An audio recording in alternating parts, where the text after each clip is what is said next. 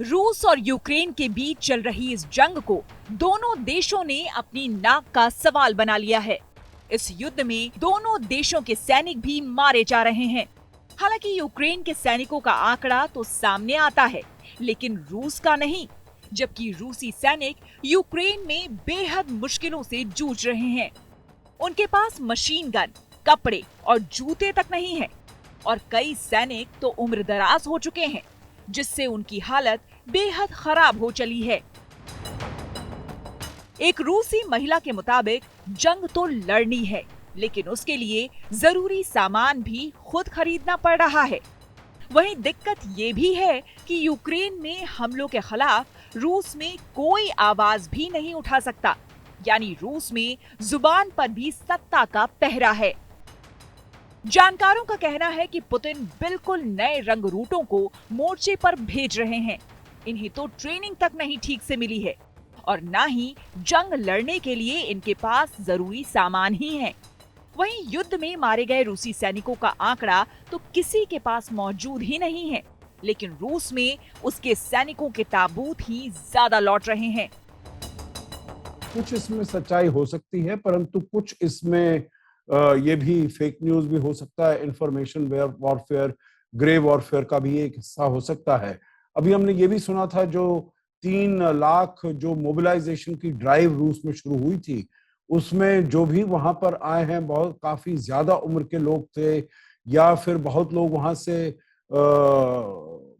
8 लाख लोग या 10 लाख लोग वहां से भागकर चले गए हैं, रूस से भागकर चले गए हैं दूसरे शहरों में, दूसरे देशों में, क्योंकि वो अपने को उसमें फौज में, रूसी फौज में दर्ज नहीं करवाना चाहते हैं। करीब महीने भर पहले रूसी राष्ट्रपति पुतिन ने देश में आंशिक सैन्य लामबंदी का आदेश जारी किया था। उन्होंने कहा था कि रूस अपने क्षेत्र की रक्षा के लिए हर संभव कदम उठाएगा और ये कोरी बयानबाजी नहीं है। इसके साथ ही देश में अब 3 लाख रिजर्व सैनिकों को तैनात भी किया जाएगा। इसी दौरान पुतिन ने ये भी कहा, पश्चिम ने सीमा पार कर दी है। पश्चिम रूस को कमजोर करने, विभाजित करने और नष्ट करने की कोशिश कर रहा है। उन्होंने पश्चिमी देशों को धमकी देते हुए कहा, हम निश्चित रूप से रूस और अपने लोगों की रक्षा के लिए अपने सभी हथियारों का इस्तेमाल करेंगे। हमारे पास तबाही मचाने वाले हथियार हैं। मैं सेना की लामबंदी के प्रस्ताव का समर्थन करता हूं। इसी साल फरवरी महीने की बात है। 24 फरवरी 2022 को वो मनहूस दिन जब रूस ने यूक्रेन पर आक्रमण कर दिया।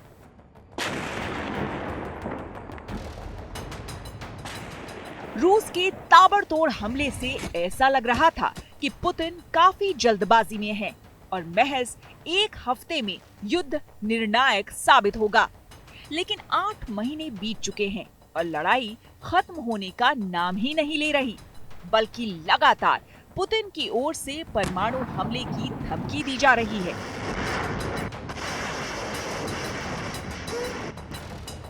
युद्ध कितना भयावह हो सकता है, इसका अंदाजा दुनिया को सेकेंड वर्ल्ड वॉर से लग चुका है, जब जापान के हिरोशिमा और नागासाकी में परमाणु बम गिराया गया था। पल भर में लाखों जिंदगियां उजड़ गई थी और जो बचे वो अपंगता के शिकार हो गए। यूक्रेन रूस युद्ध एक बार फिर खतरनाक मोड़ पर आ चुका है। रूस यूक्रेन युद्ध के 8 महीने बाद भी ना तो राष्ट्रपति पुतिन पीछे हटने को तैयार हैं और ना ही यूक्रेन के राष्ट्रपति जेलेंस्की झुकने को। ऐसे में युद्ध खत्म होने की संभावना तो दूर, बल्कि दुनिया को न्यूक्लियर वॉर की आहट सुनाई दे रही है।